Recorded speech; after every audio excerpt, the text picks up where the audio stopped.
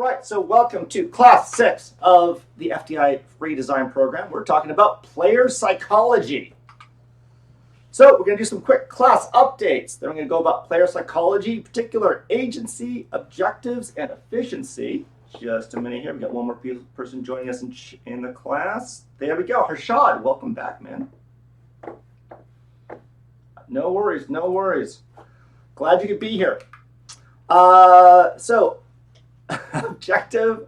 Agency, objectives, and efficiency. They're going to go over homework. We're going to go over the design professional program, which is the program that follows this one. And then we're going to have a new section I'm just calling Tales from the Front.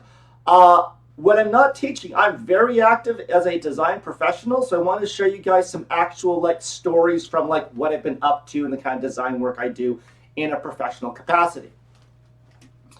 All right, so welcome back from break. I hope everyone enjoyed their Halloween break. For our international students who may not know, this fellow here is the epitome of Western cool. You cannot get any better than the Fonz. All right, carrying on. So, quick update to our program. So we're implementing simulated customer feedback. So, in your design worksheet, you will start to see comments from simulated customers, either an end user, an executive, or a publisher. When you work as a designer, you will constantly be getting feedback and the sudden unexpected things. It's like, hey, I need you to do this. You have to implement this. Our competitors are doing this. You got to shoehorn that in as well. It's part of the process. It's part of being a professional. I want to get you guys used to that. So you're going to start seeing some curveballs thrown at your design. I don't know what's going to happen because this is happening. Some of it will be coming from me. Some of it's are coming from our Paladin and our Paladin community. But implementing this is going to be critical to you growing as a designer, and you have to implement these if you're going to get that certification. I want to see you listening to customer feedback and implementing customer feedback. One exception is you get one chance to skip on it. You've got one skip token you can use. If you're like, I really don't want to implement this, you can skip it once, but you got to implement everything else. This is also an important thing because occasionally you got to stand up for your design and be like, hey, I know you really want to turn this survival crafting game into a kind of battle royale kart racer, but maybe not. Maybe we shouldn't be doing that. But 9 times out of 10, if the publisher says we need to get this thing in, that's now your job, and that's just part of being a professional. Oh, also quick note, if you're new here, if you have any questions, put them in the chat with the 4 question marks, and if you have any feedback for us, email is at the top of the screen.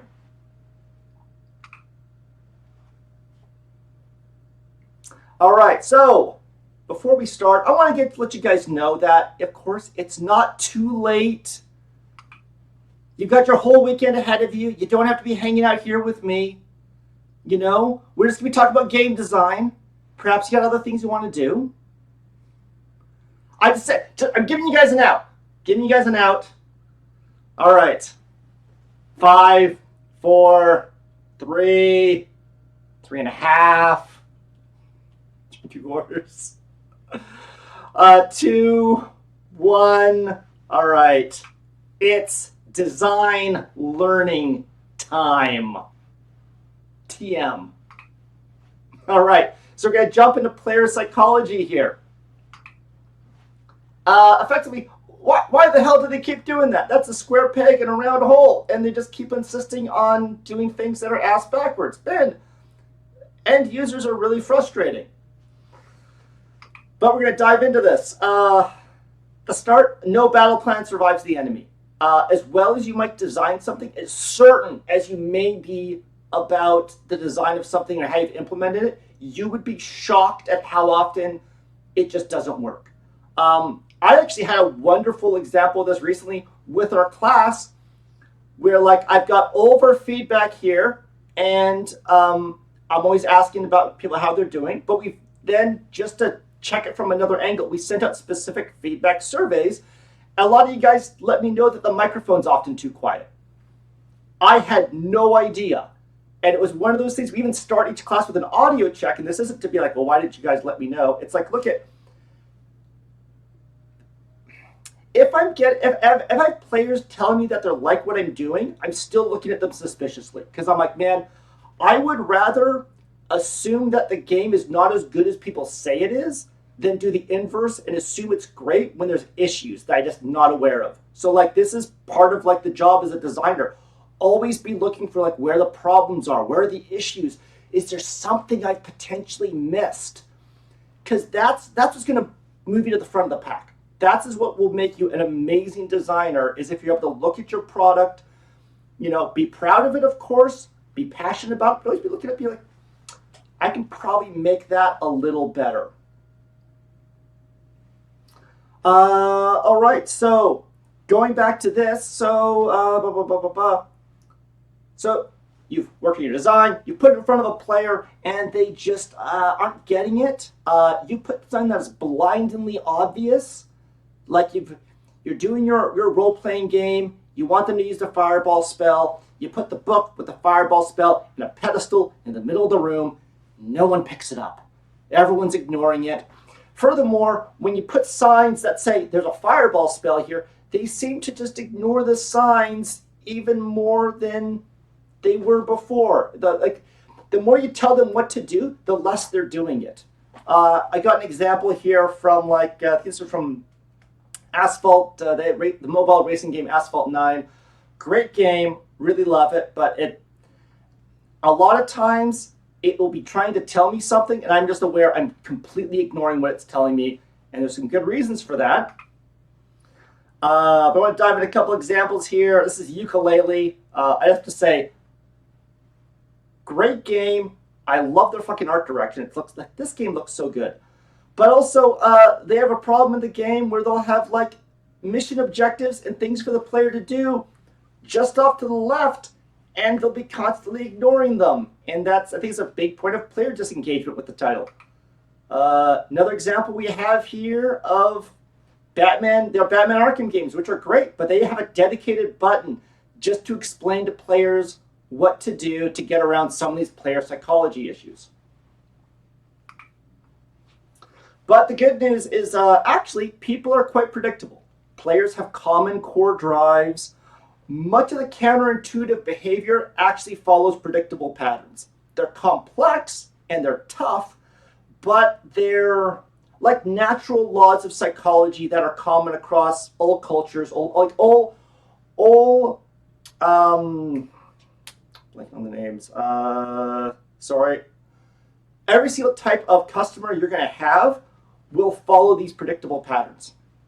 And we're going to dive into those. So, for core drives, the first one is effective agency. Agency is a wildly potent psychological motivator. Next thing is pursuit of purpose.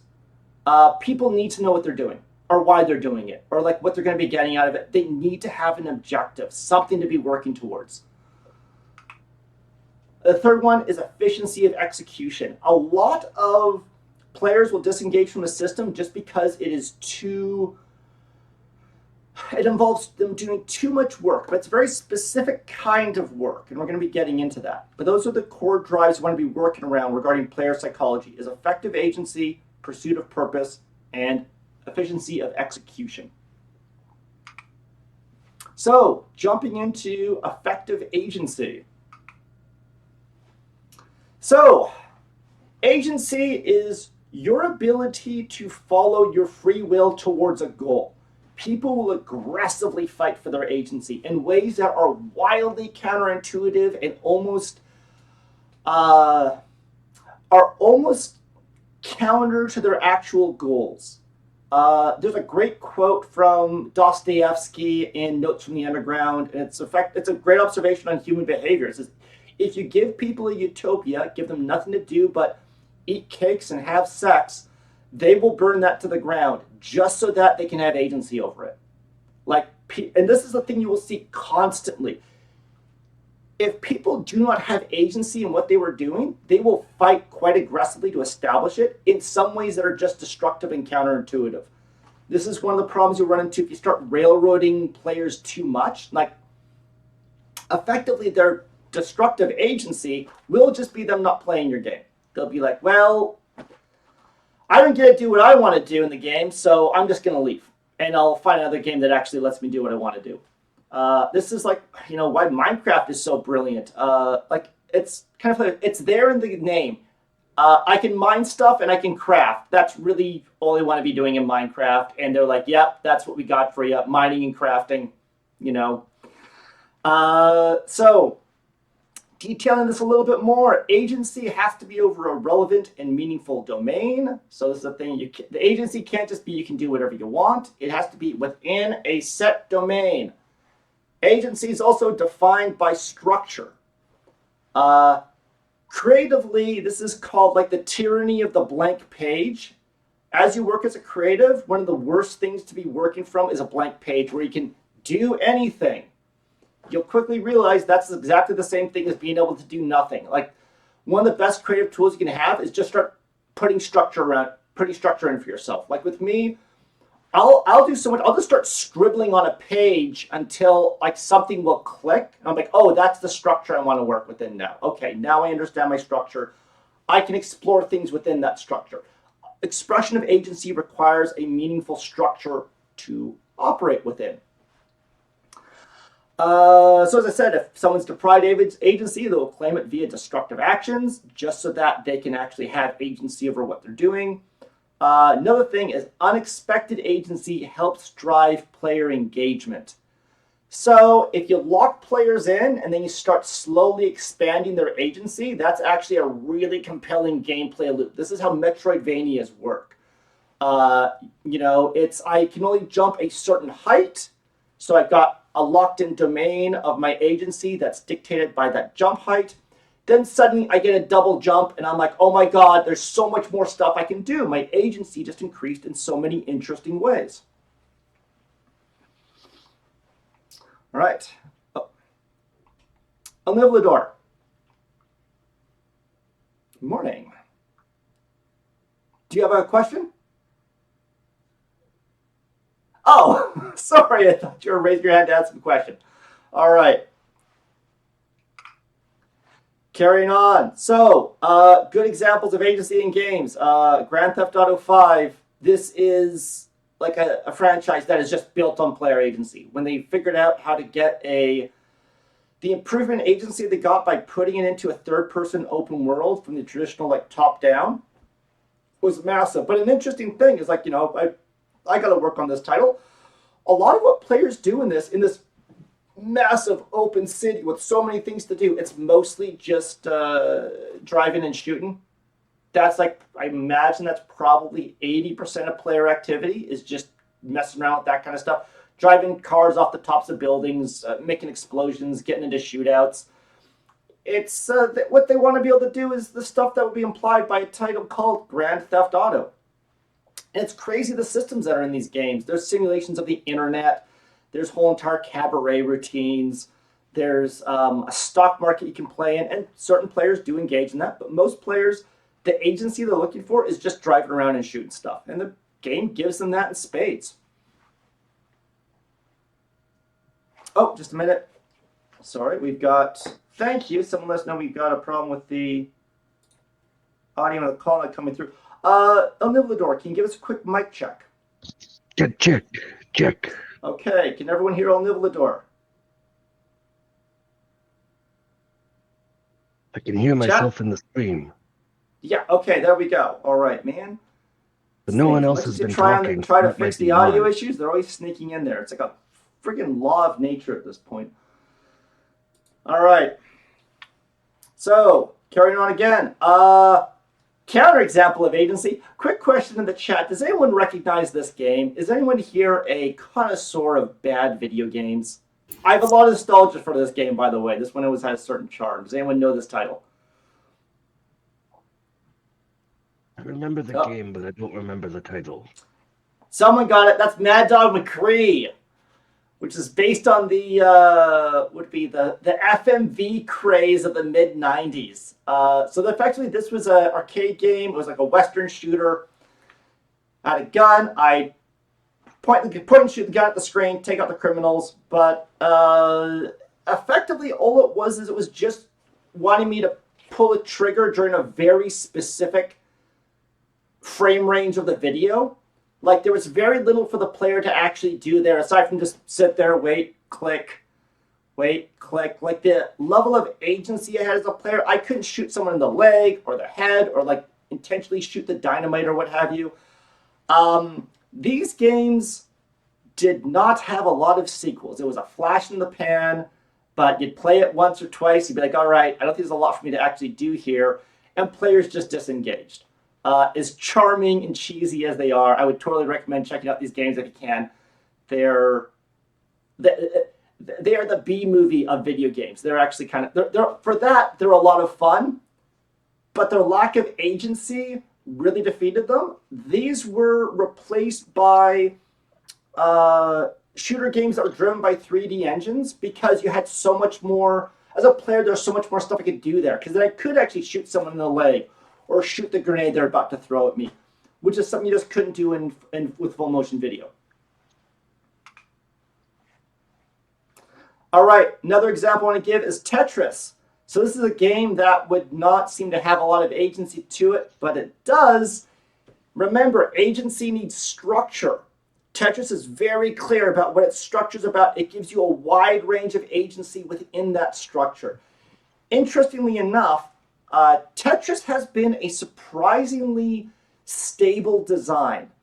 Tetris is very similar now, 40 years later, than how it was when it was first programmed. The only really difference they've done is they fixed edge cases regarding rotation of blocks near other blocks. And it's mostly just about giving the player a little bit more control and a little bit more agency in how they're solving the puzzles.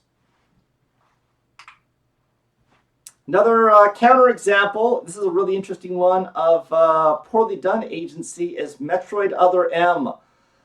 You know, the Metroid series is great. There's a entire genre named after it. I mean, Metroidvania. This Metroid Other M has a very similar structure to other Metroid games, as in I'm progressing through challenges, I'm unlocking new abilities, and then I am going on to new challenges with those abilities. This game ran into an interesting agency problem where how they framed it. Traditionally in a Metroid game, I'm getting a new ability by me picking up an item, or like just that, picking up an item, interacting with an upgrade station. I found an upgrade, I've gotten the upgrade, now I can use the upgrade. Metroid Other M changed it by I will hit a point and then I'm given permission to use an upgrade. It was a really weird story mechanic they had, but like, as Samus, I've got a commanding officer and I've got all of my weapons and gear, but I'm not allowed to use them until I'm told to use them. So that just completely deflated the player's sense of agency in this. Even though mechanically it was the same, how it was presented, how the agency was presented to the player, was done in such a way that completely deconstructed it and players just disengaged. And apparently it's a very good game. This is actually done by the same guy who did Super Metroid. Like, very good designer, very solid. Made a miscalculation in that one storytelling element.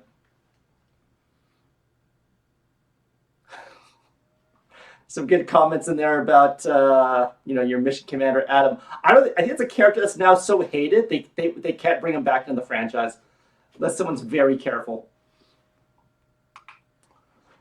All right, so diving into effective application of agency. So first thing, provide clear, consistent rules for the player. Like, agency needs to exist within a structure. So make it clear what that structure is and what the rules of the structure are. Then allow players to have full access and control of their available tools. If as a player, if I want to do something and the game keeps smacking my hand saying, no, you don't get to do that, then I know that my agency is being undermined, and then eventually I just get bored, I disengage, perhaps I start acting destructively. It's just a bad overall situation for the player. Now remember, you can carefully structure the agency to help lock players into like the preferred gameplay path, but be very careful about how you approach that. That is a necessary but a challenging design task or technique to implement. Another thing is have your design driven by interacting systems rather than bespoke states. That goes in the, so like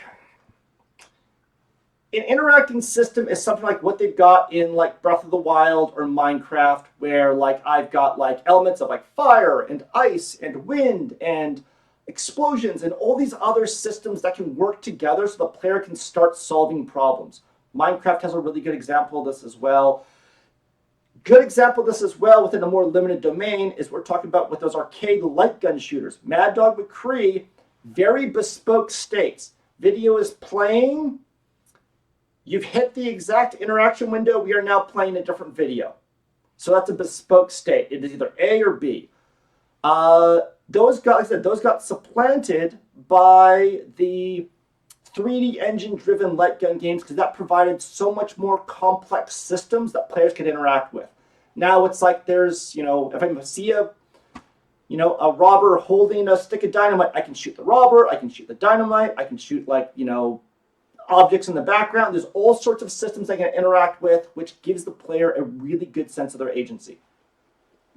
Another thing is to have agency continually grow. I do want to jump in. So normally we like to think of agency as players having continual power growth. As in, I'm playing Metroid, Samus gets more and more powerful, unlocks additional abilities as she's going through the adventure. There is another design pattern which I'd experimented with on an RPG, kind of an indie RPG I was working on, where we actually did the opposite. What we found is we give player full access to the world, and then as the stakes increase, their agency in the world starts to get diminished, as the dark forces take over. But we actually do it by providing more structure. So as we provided more structure, the player's agency became clearer to them, and we saw them engage more there. So there's some interesting play there, but I think kind of the standard approach is to be focusing on players' agency as continually growing. But like I said, you can also. Ben, you have your hand up. Yeah, what do you mean by structure? Oh, structure would be the rules the player interacts with. So think of it as the example in Tetris. It's the walls of the Tetris puzzle layout. Tetris does not work well if you take away those walls. It stops being a game at that point. I'm not just kind of dropping things wherever. It works because it has a structure. Yeah, so, it just makes me think. Yeah. Sorry. Makes me think of Final Fantasy Tactics Advance, where they had the law system, yes. where in some battles you couldn't do something. Yes. Yes, absolutely. Yeah, that was a really good one. I really like that. All right, Ben, does that answer your question? I think so. I think we should talk about it later because I'm curious about it. Okay. All right. So, carrying on. El Nivelador, do we have any questions from the chat? Not yet, unless the chat would like to speak up now. Yeah. Any questions, everybody?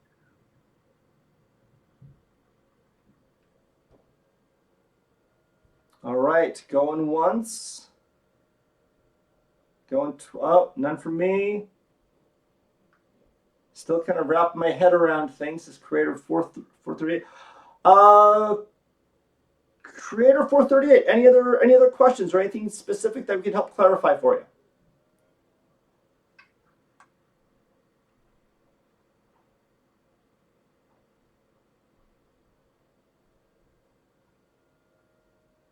All right, I think we might need to carry on then. Okay. Oh, yes, Harshad. Yeah, so I was thinking of rail shooters, especially Virtua Cop 2, which is one of my favorites. It's just you're on a rail and you're just shooting and you're just but it is a lot of fun, and sometimes the player doesn't want that much control. They just want the game to just take them through it because maybe they don't want to expend too much brain power, and it's coming back to the whole B movie thing, right? They just want a brainless thing to sort of switch off. So it's about gauging that, I guess, with the market. So how do you gauge that? How do you like work with that? So That's an excellent question, Harshad. So the thing is that that was Virtua Cop 2, right? right, yeah, it's one of my. It's like I remember playing it back in the day, and you on the PC you just play with the mouse, and it's Oh just yeah, click, yeah. point, and click and shoot. And sometimes you'd get a shotgun, but you'd just have a standard 6 shooter. And sometimes you could shoot and get lives and stuff like that. But it's just very basic though. So Yeah, so this is the thing is within like that, it's about structuring that agency in a way that's meaningful for the player. And there really isn't any bespoke pattern or formula for it. It's largely about like it's a lot of designs really about a dialogue. It's about a dialogue Right. between the creator and their customer. right, So a lot of this is just kind of getting a sense for, okay, so how much control does the player actually want? And are we giving them enough control? If you give them too much, then it can be a little overwhelming. We'll get into a bit of that later on. But Right. here's the thing with Virtua Cop, you're getting into like the player's got a pretty good sense of what it is that they're looking for when they jump into it. And it's just Right. giving them that. It's like just very simple, fun arcade action. It works Right. much better using that 3D game engine than using the FMV approach of of course the Mad Dog McCree games, because like you had a lot of agency about when and where to shoot enemies. True. Yeah, that way. Yeah, got it. Because I'm thinking of Die Hard as well. That was a real Yeah, shooter. that's another good the one. PlayStation. I'm a huge House of the Dead 2 fan. Like, Yeah. oh man, mwah, peak voice acting with that game. It's amazing. All right, El Nivelador. Just a couple questions from chat popped up right there. One we got here is how do you develop agency in a puzzle game, which is designed around only having one solution? Puzzle games with one solution, I would look at providing multiple ways for the player to get to that solution. A lot of games are puzzle games with one solution. Like this is, one of the big secrets of video games. Ultimately, all game design's puzzle design. If the player doesn't have something to figure out or some kind of challenge in front of them, the game doesn't really it loses its engagement. So within a puzzle game, if there is one solution, I would look at providing multiple paths to that solution. But the problem with a solution that is too structured as well is that once players identify the solution, then they don't really have a lot of reason to go back to it. You can actually circumvent that by putting in elements like timers or various other skill checks, and that will give that additional structure for players to express their agency against. Okay, next question. Is there a way to generalize structure limitations by genre?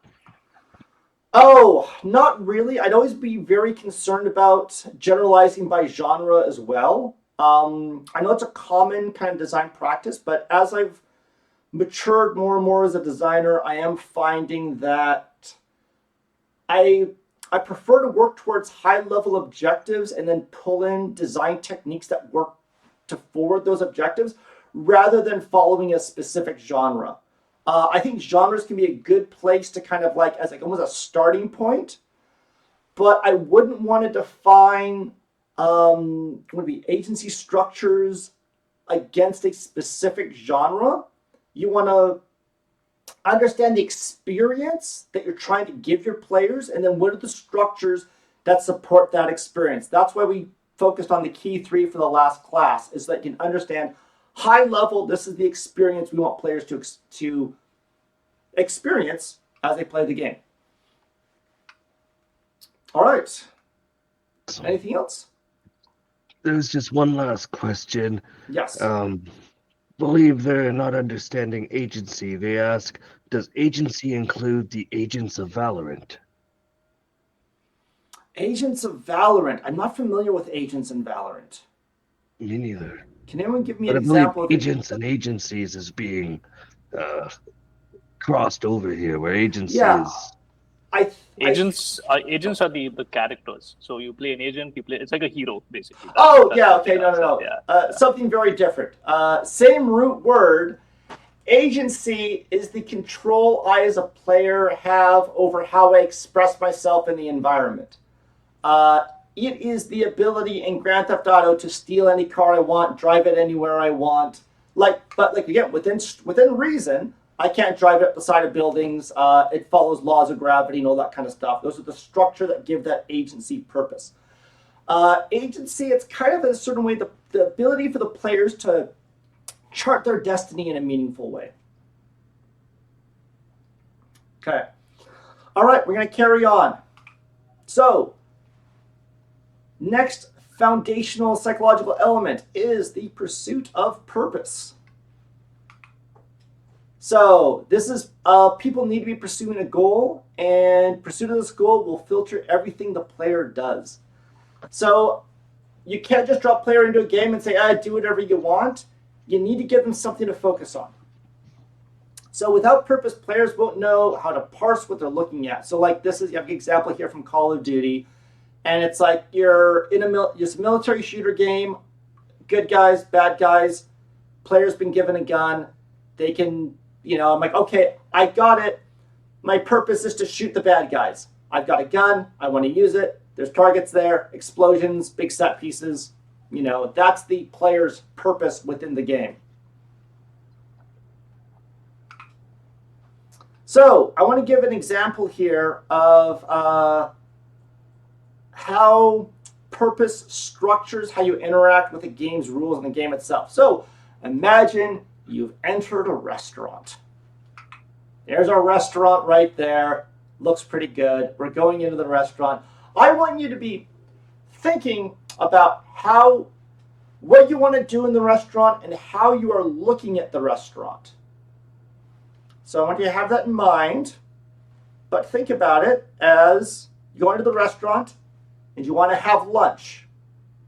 What are you looking at? What are you looking for? You're probably looking for a waiter, for like a server, empty table. You're curious, do they have any lunch specials on? That sort of stuff. But let's say you go into the restaurant and you got to use the restroom. You're not going to really care about are there open tables. You're probably looking at those doorways at the back of the restaurant. You're like, well, is that where the restroom is? You're looking for someone to talk to ask about, hey, can I use your guys' restroom? The change in your objective, that has changed how you are interacting with the space. Another example, you go in there to apply for a job. You're probably starting to looking for the manager. When you're going in there just to eat, you don't really care about who the manager is or what they're up to. If I'm applying for a job, I'm now very interested in who the manager is. That's what I'm looking for, because that's how I want to interact with the space.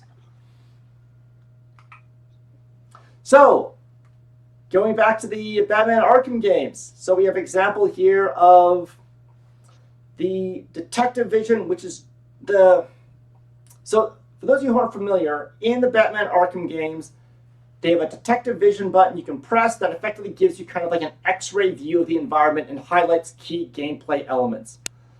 This is there largely to help clarify what the player's objectives are so they know how to structure their interaction with the environment. It was an interesting design problem that a lot of games were running into around the Xbox 360 era, where graphics in games had gotten so good, it was very difficult for players to understand how they were supposed to interact with the environment, what was important, what wasn't. They couldn't understand what their objectives were as a result.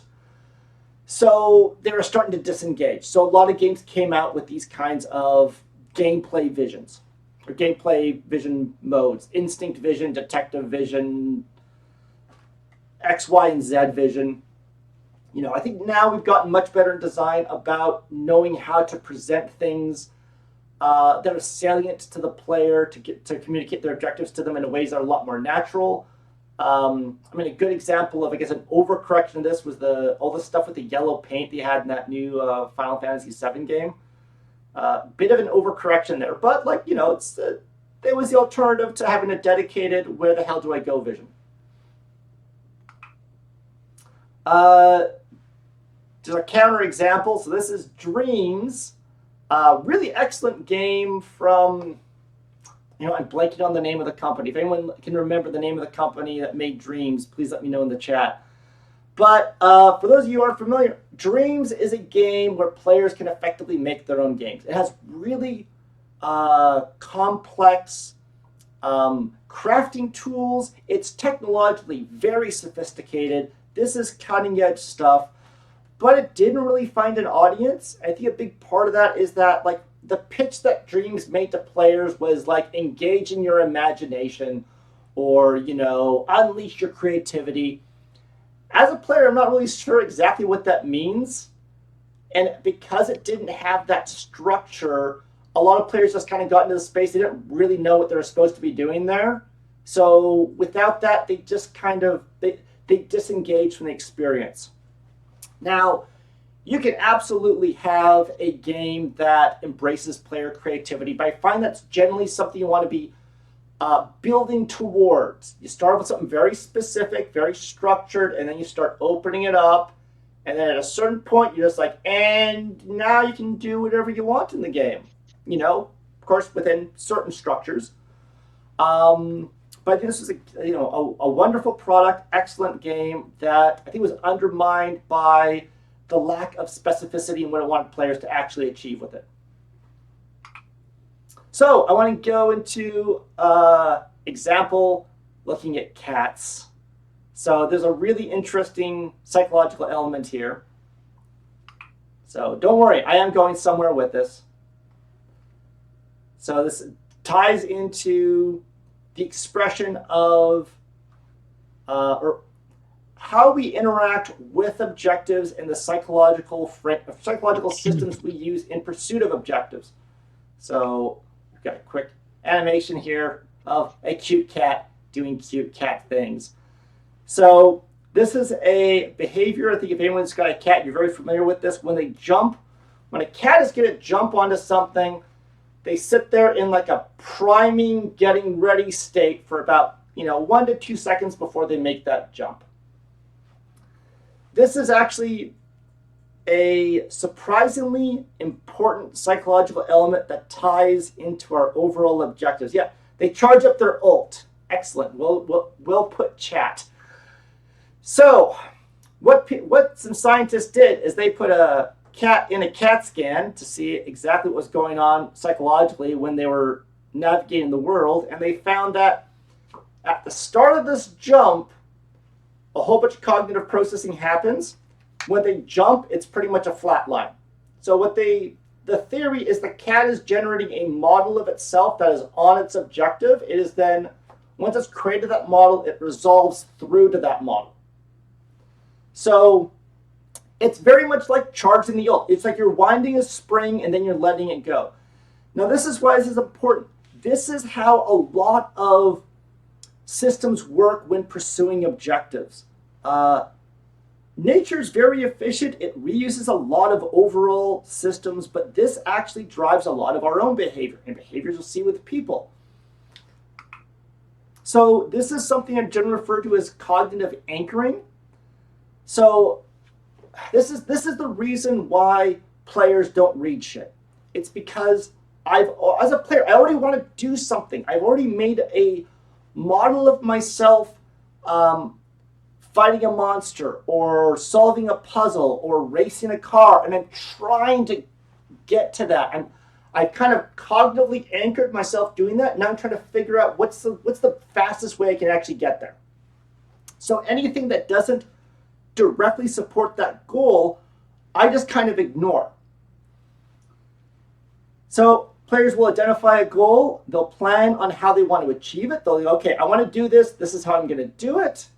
And then obstructions to that plan are often ignored until the goal is achieved. So this is why players don't read. It's because I don't want to be reading. I want to be doing the thing. Just let me do the thing, please. Harshad. So is this why tutorials have become more like hands-on versus in the beginning you would get guidebooks, right? Or this is how you play the game. Oh, but now the tutorials are just like straight on, like do the activity, and then maybe that sort of is part of the process. Yeah, that's part of it. There's other elements there about just kind of reducing overall cognitive friction. Like the thing with a lot of these design methodologies and techniques is a lot of them strongly overlap. Right. So like it's very hard to isolate these things. But I mean, this is my best job of isolating that I can do. But yeah, that ties into why the evolution of games have become, I guess, like, but you don't see those kind of intensive guidebooks anymore, and why things have gotten a lot more approachable. You also see a lot of that design in modern software now. A lot of the software we interact with is now, the default is it has to be instantly intuitive. If it isn't instantly intuitive, then you got to go back to the design board or the design design technique. But All right, cool. Harshad, does that answer your question? yeah, thanks. All right, awesome. Yeah, the chat tutorial is skip.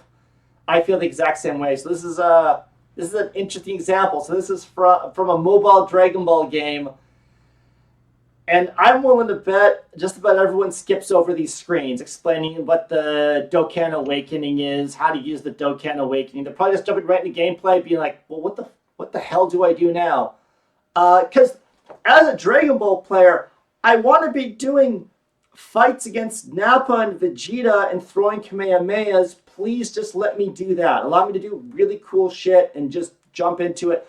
That's actually something that Dragon Ball Fighter Z does a really good job of. You just jump into a match, you start mashing buttons, and you start seeing all of those great moves you saw from the series. And interestingly enough, I got this example from a website about UX best practices.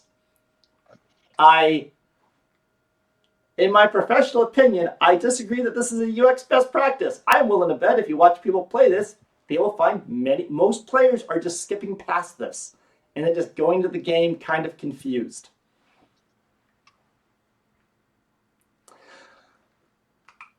All right, going back to El Nivlador. What are questions in the chat? Yeah, we just had a couple pop up here. So, starting at the top, we have, how would you go about designing a game that has a hidden purpose? For example, a character that doesn't know who they are. Oh, that's an excellent question. So, a player who doesn't know who they are. Let me think.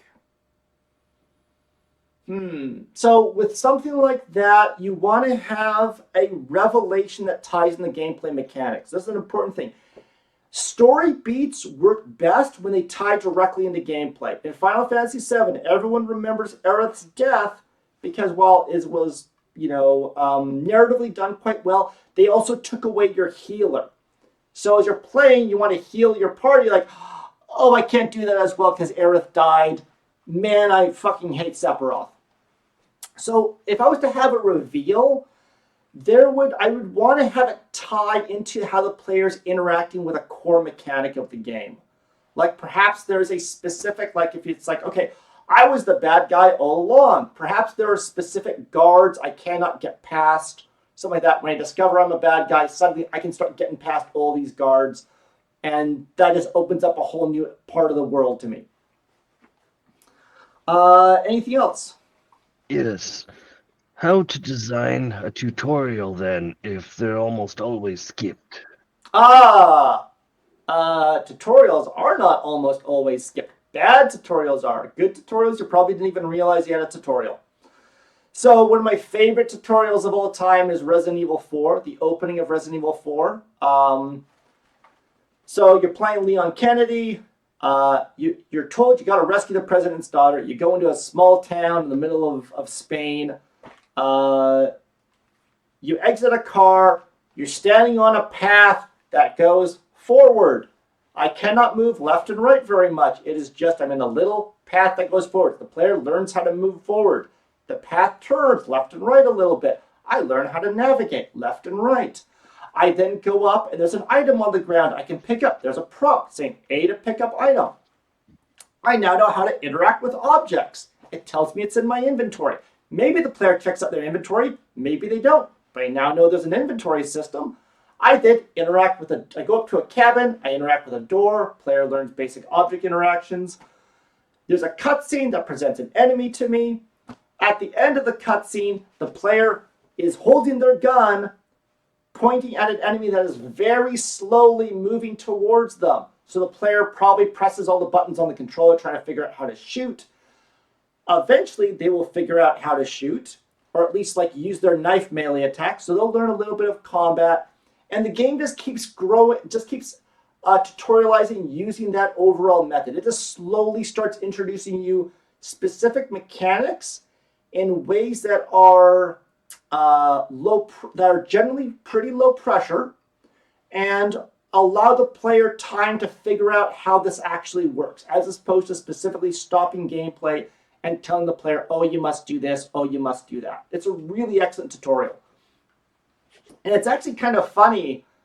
The game's a little cheeky about it. It's like after you've been playing the game for about half an hour and they push you through this giant set piece where you're in the middle of a village and enemies are coming at you left, right, and center. You finish all of that. You plays the victory cutscene, and then you get a prompt saying, yeah, if you want to see what the controls for the game are, go to this menu item.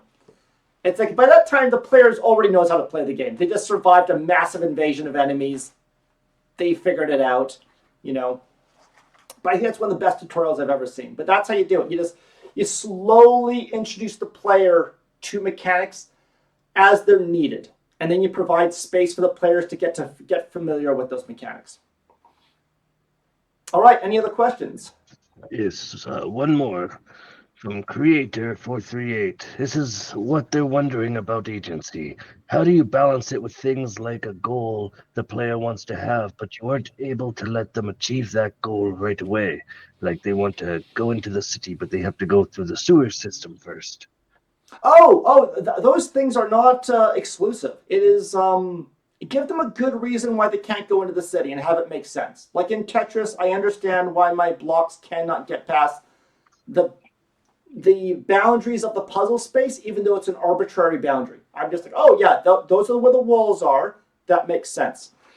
If I've been able to enter every other city and then I get to this city and it just says you cannot go through front door, you must go through sewers, I as a player feel it's pretty arbitrary. If I go to a bunch of cities and go to this city and it's now been fortified, and this is my first time seeing a fortified city, I'm like, oh, how do I get into there? I can go into other cities, and then someone's like, oh, you can go in through the sewer system there, but there's monsters and that kind of stuff.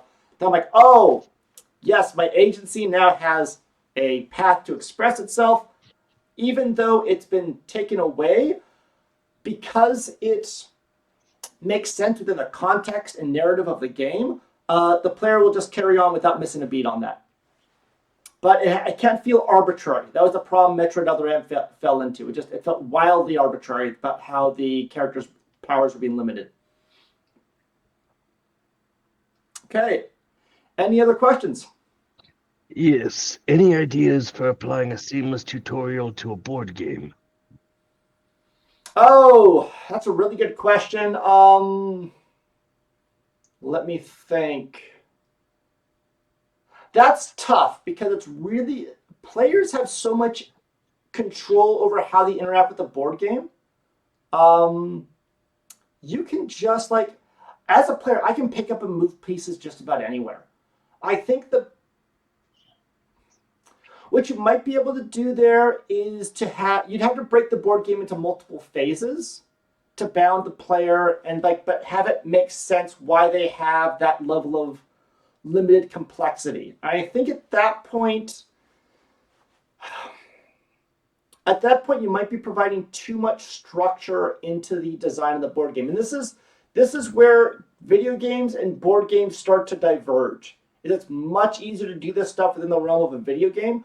Within a board game, actually, let me walk that back. So I think I might know how you can do this. So in a board game, what I would do is I would have a expanding tiers of rule complexity. I can play the game in a very simple fashion with a very limited set of moves, and then I can start developing wider strategies and more complex strategies as I learn more and more of the game's rule set.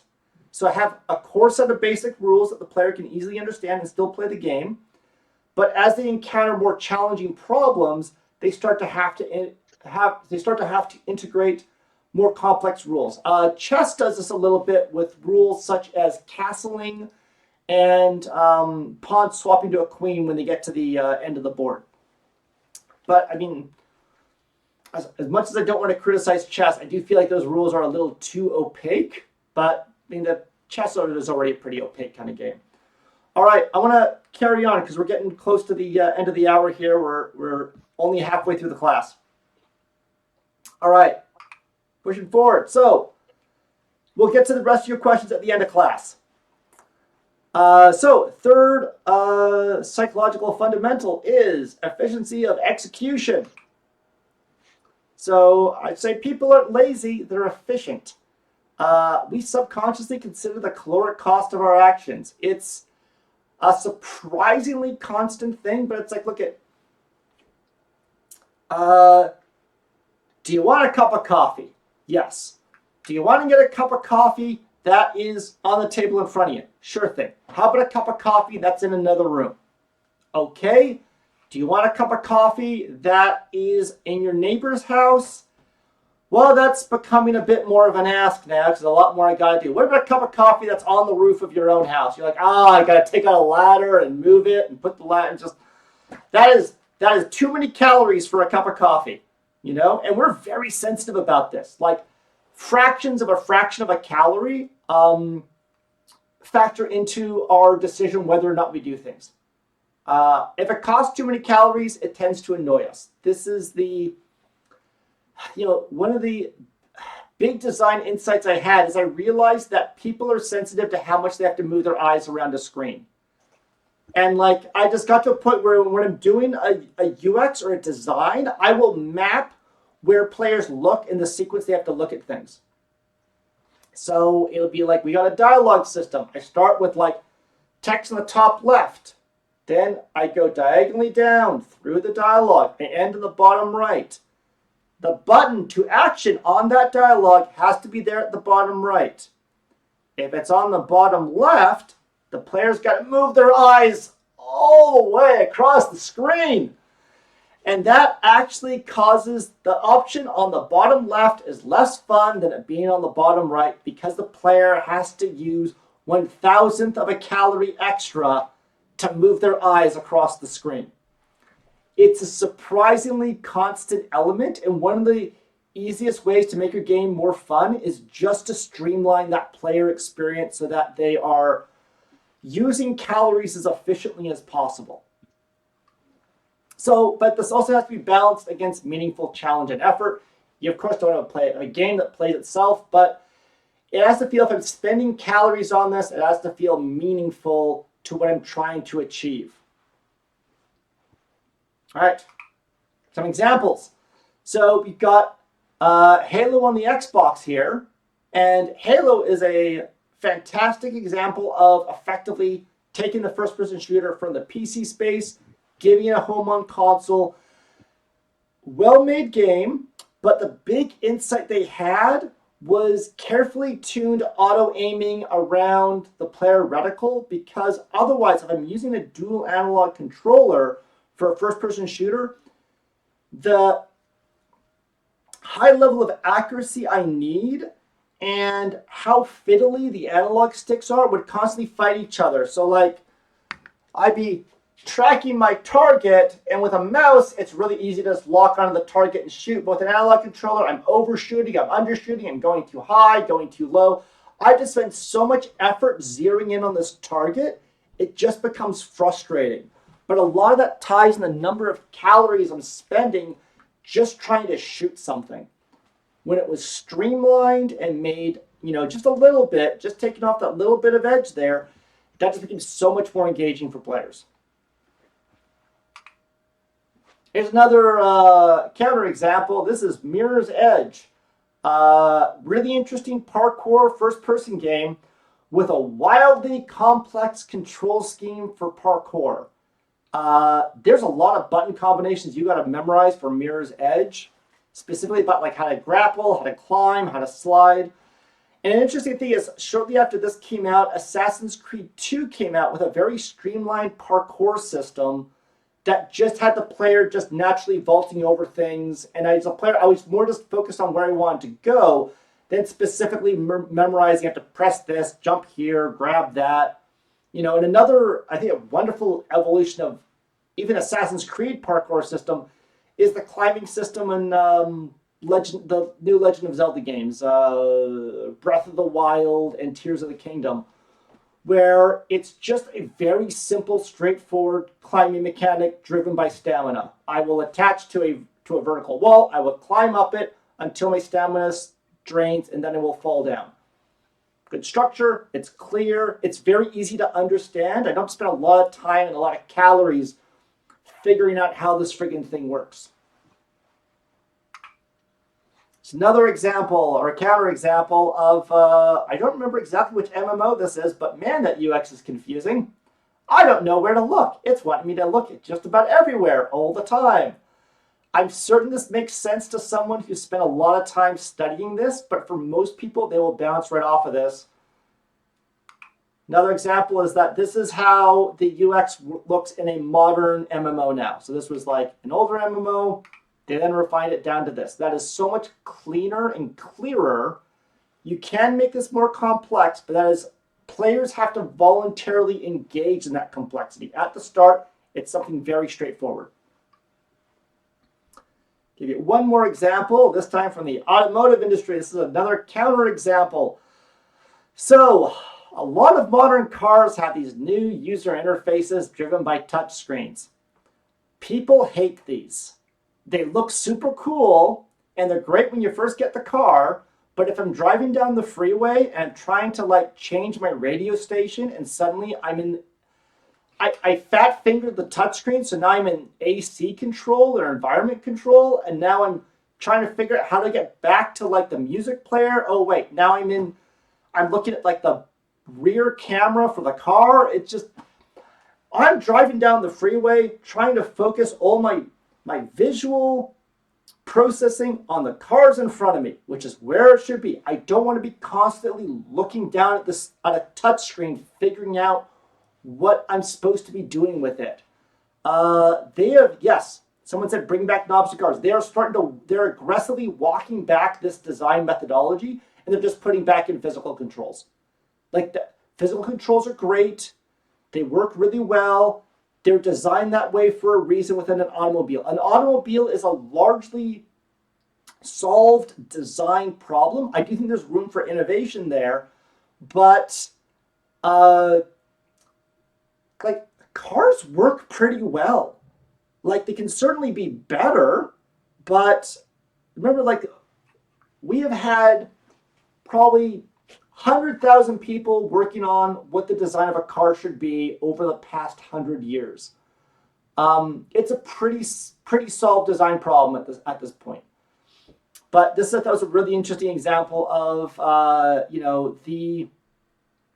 what seems like it should be a pretty straightforward and pretty easy, car interface innovation just wound up being radically frustrating for drivers, because instead of me focusing and thinking about what's on the road, I'm not thinking about, okay, what happened with the touch screen? Like, what if I go over a bump of the road and bump the wrong thing, and suddenly I'm in this weird menu? Oh my God, how do I get out of that menu? And it's just, it's a bit of a clusterfuck. All right. So, El Nivelador, any more questions from the chat? Yes, let's see here. So one person asks why sometimes in games, solutions that make perfect sense for a problem are not allowed by the game. Also, is there a thing of too much agency? That first question about obvious solutions not being allowed, that's just bad design.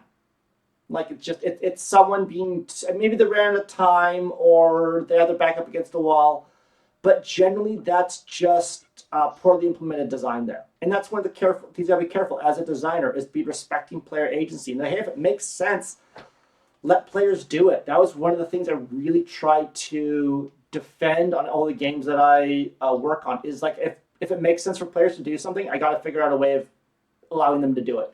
Even if it's, some more late nights or what have you, I want players having fun with this thing. So I'll just spend the extra time and be like, all right, if they're, an example from Grand Theft Auto 5 was I did these cinematic camera switches that went from gameplay over to bespoke camera sequence, and we'd swap between characters. And like, originally what I was told is that at the start of these sequences, I was to turn off all player interactions. Just so all you could do is walk around. And I was like, but that's not fun. So I kept all the interactions there, and we just have this branching things like, okay, is the player aiming down a gun? Are they in a car? Are they doing this? Are they in the middle of jumping? Are they taking damage? And we had all these little cases like, okay, if they're doing that, then modify the camera ever so slightly here, or do this thing here, so it'll still work within what the player is doing. Defending player agency is super important. It is also very challenging. Okay, and what was the second question? Why do you believe MMORPGs are facing a crisis in recent years, with many MMOs not being able to keep players engaged, so they end up being dead games in like a year? MMOs have suffered from a lot of the same problems that games as a service do, and that is they tend to dominate all of a player's time. A player will play one MMO, and they will generally congregate on the most popular MMO. So it's very, very hard to be a up-and-comer in the MMO space because you have to pull people away from World of Warcraft and Final Fantasy XIV or Guild Wars. And those have got very entrenched player populations, and they are so polished. It's like, I don't have the billions of dollars available to make a game that competes with World of Warcraft. And like mighty companies have tried. Amazon has tried so hard to get into the MMO space, and they just can't crack that nut. It's very, very difficult to get into there. Like that's one of the biggest issues is like players don't play more than one MMO, and they've already got their favorite MMO. Unless you got something wildly different, then you just won't compete. Like how you compete with an MMO is you compete with it with Minecraft and Fortnite. You know, something fresh, something that pulls them out of it. Like those games are more immediately accessible than an MMO is, which I think is one of the reasons they've been so successful. I can just drop into Fortnite and I know what I'm doing. I don't have to be learning all this class stuff and all those other things. Now, that is a appealing element for gamers, but for broad accessibility and customer appeal, that quite literal drop-in gameplay of something like Fortnite is very appealing. Okay, any other questions? Nope. Okay, Unless Chuck would like to pipe up. All right. You know what? We're going to push on. Oh, yeah, someone mentioned EVE Online. I love EVE Online. It is such a weird game. Like it shouldn't work, but it does. And I think that's fantastic. EVE Online is such a complex outer space piracy entrepreneur exploration game that like I think if a good EVE Online player, I think they say they mostly play the game in a spreadsheet. It's a wild, intensive game, you know? All right. Carrying on. So, quick takeaways. First one is agency trumps all. Players, you have to defend player agency or else they will disengage or act in ways that are destructive. Nothing is objectives anchor players. So, in order for a player to really engage with your game, they have to understand what their objective is. And it's got to be really clear to the players as well. You can't just tell them, go have fun, express creativity, do whatever you want. They won't know what to do. And third one is reduce unnecessary work. If something is too fiddly or just like I said, just even that small thing of just players having to move their eyes across the screen will start to cause them to disengage. We naturally orient ourselves towards that caloric efficiency. So try to understand where it is that you can optimize the game to reduce unnecessary work. You still want players to have to put in effort to overcome challenges. You just want to make it like you don't want to make that 3-step process 8 steps. Harshad. So I just installed Formula One F1 Manager 2024. Yes. And they give you a choice over how much agency you can have. Like if for the simulation of, like a qualifying session or something, they said, the PC can simulate this entire thing, or you could do it yourself. And they sort of have layers of it. You can like manage the car all the way up to the team, and you can just simulate the entire thing, even the race, just to see what happens. So I thought how does that layer in? Of course, there's the work involved in that, but also of giving the player that kind of choice. I was wondering about that as well. So yeah, that's an excellent question there, Harshad. So this is the thing. Agency has to happen within the locus of the player. So as a player, if I am new to racing, giving me all that control isn't added agency to me, it's just added confusion. So that's what they're like, okay, this is where you can just get to drive forward and steer, because that's the level of agency that player's looking for. More experienced players want maximum agency. I want to be adjusting piston timing and checking the wear are my tires and all those other little fiddly mechanics. And that's what a lot of driving games are starting to do. And there's also some games that just directly target those hardcore players. There's some very, very elaborate racing games out there that really appeal to those really passionate players. And man, some of those players will spend thousands of dollars on their hobby. It's really quite crazy.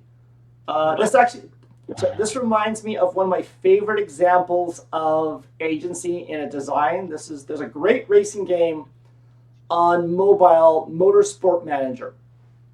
You play play manager of a racing team, and during races, the only things I have control over really is, are my drivers aggressive or are they defensive?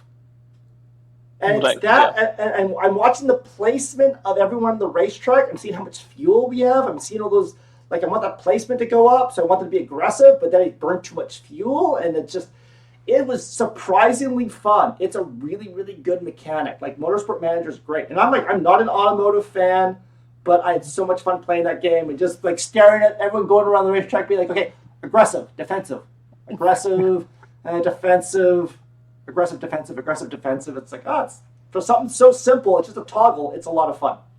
It becomes like a strategy game at that point. Oh yeah, totally. Like an RTS basically. Yeah.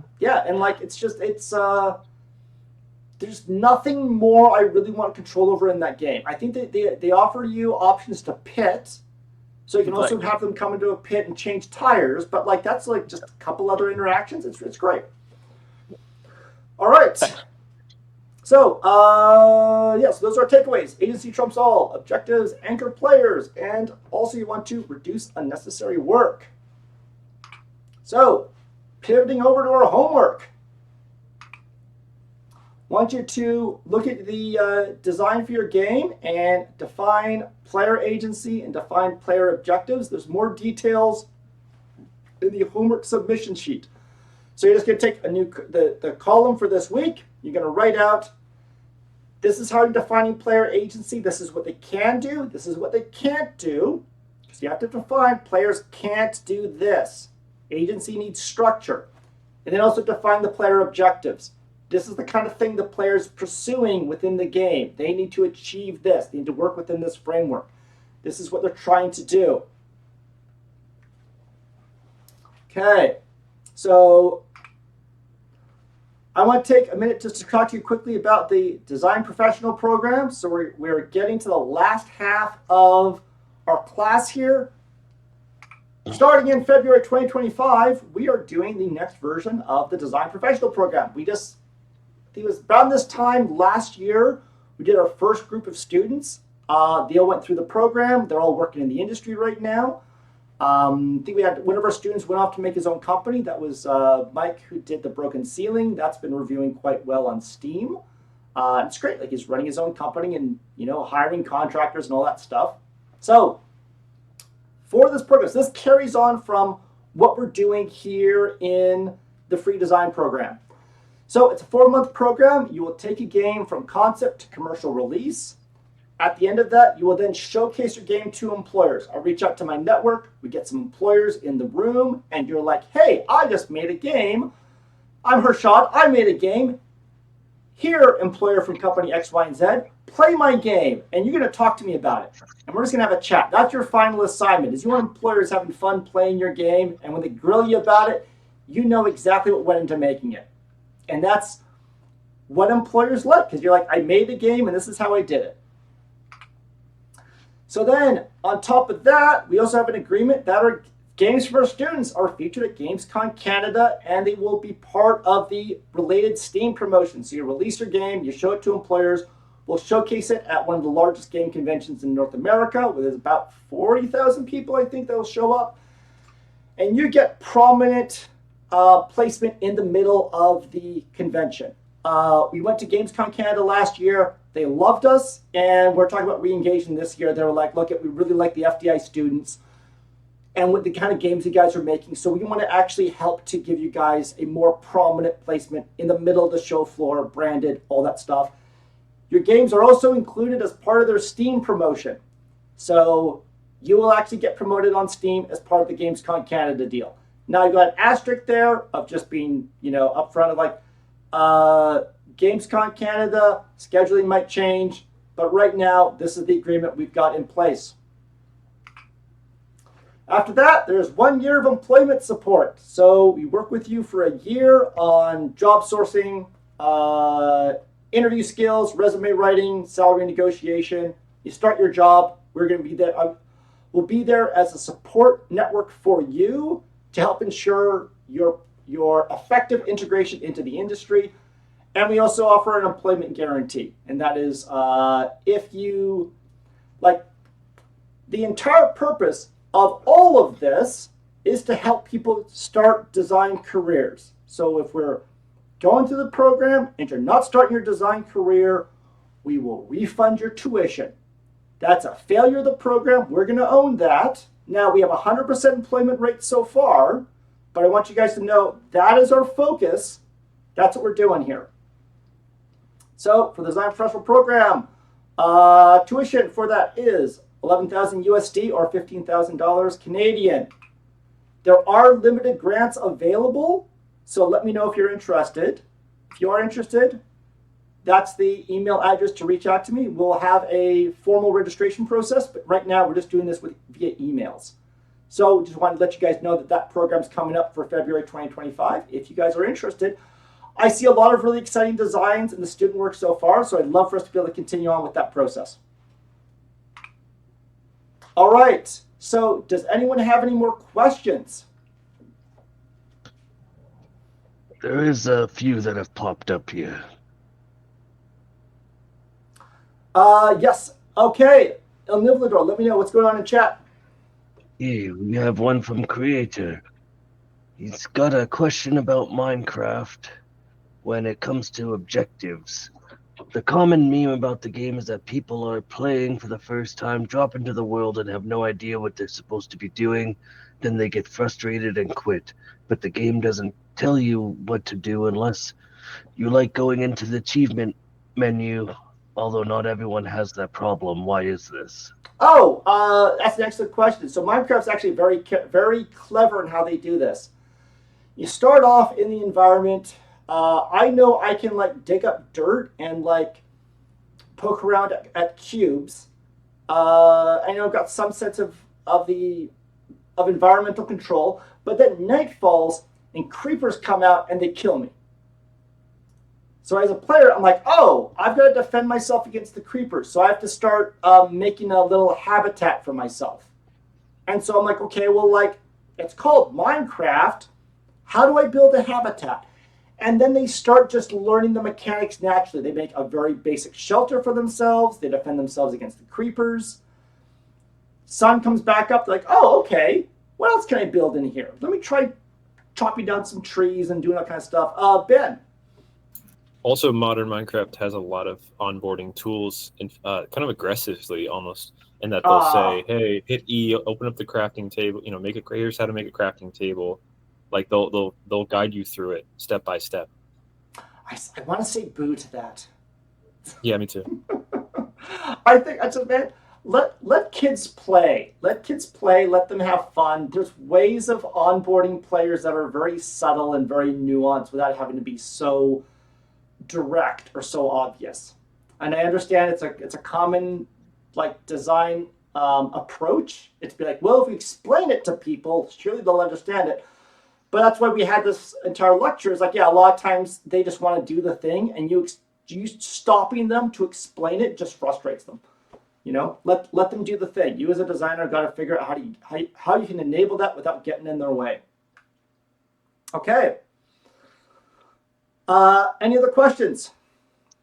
Yes. But on RPG, is it better to lead the player towards what is possible or just give them the tool and figure it out themselves? Oh, you need to give them, it's a balance of both. You need to give them an objective. You can't just say, here's a thing, do something with the thing. It's like generally you want to I think we talked about this earlier.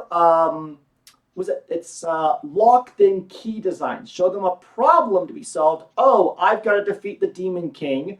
How the heck am I going to do that? Oh, here's an Adventurers Guild. I will now join the Adventurers Guild. As opposed to, I've joined the Adventurers Guild and now we will defeat the Demon King. You got to present them the problem first. That makes that sets the objective, which makes all the interactions within the world make sense. We have a good question about the Pro program here. Yes. If it's from concept to commercial, we will do the game design and some more aspects of it. Who will do the software development of each student game? Is this included?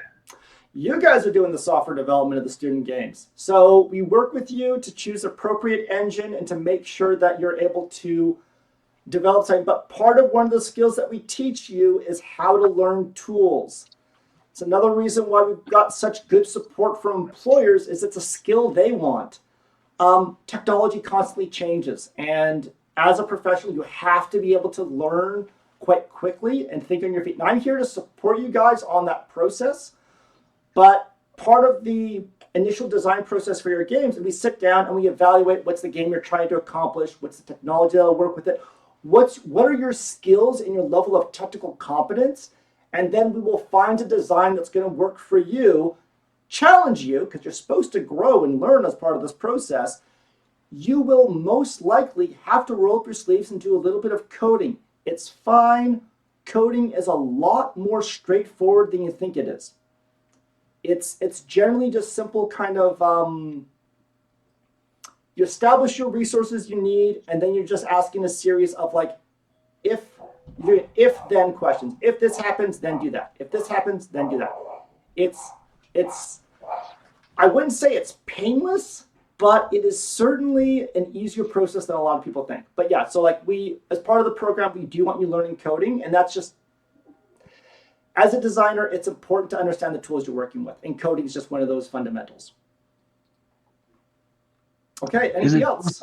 Is it possible to take this class and still have a full-time job? Yes, absolutely. That was the thing. All of our students were working full-time during the class. Now, another thing with why we have you make your own game is that you can set the overall scope you want for the game, and that will work within your time. You can make a very fun, very simple game.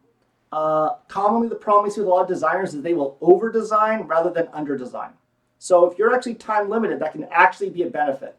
But at the same time, if you want to dedicate all your time to this, it scales to allow for that as well. So yeah, this was designed to accommodate working professionals who wanted to develop a career in game design. Can people who didn't graduate bachelor's take up this program, including non-citizens? I'll tell you a secret. I don't have a bachelor's. Yeah, I go to high school, and then I just kind of taught myself. I did do a little bit of post-secondary, but one of the reasons I'm running a school is because I don't like how schools operate. So no, you don't need bachelor's. Honestly, I would say you don't even need high school for this. You need to have passion. You need to have drive. You need to be technically inclined. You got to be really interested in this. But I know a lot of smart people who don't even have their high school. It's fine. If you're driven and you already are inclined towards this kind of career, then this is probably going to be the program for you. And we're going to make this, we will approach this in a way that will work for your skill set. All right, what's next? Does this class provide support for art and audio production, or do students have to make everything themselves? Also, do they choose the topic of their game, or are they given a prompt like this class? Okay, so you are making your own art and audio assets. Now you can source them from the community. You can be pulling from asset stores, but that's, again, one of the things we want to teach you is like, look at, you've got to learn a little bit about how to program. You got to learn a little bit about how art works. You got to learn about how audio works. Because you have to understand all this stuff if you're going to design effectively. If you're just putting yourself in the one little fiefdom that you're comfortable with, you will struggle professionally as a designer. However, the reason why we have a pitch a game that you want to make is so that it aligns with your strengths. We generally want to have you leaning into the things that you're comfortable with, but we're also pulling you into those domains that you're less familiar with and giving you support on learning those. And the program open and on, yeah, it's international. Our last program, we had students from 3 different countries. So wherever you are, if you're interested, I totally want to help you start your career. Okay, next question. That's all I've got so far. That's all we got so far? Okay.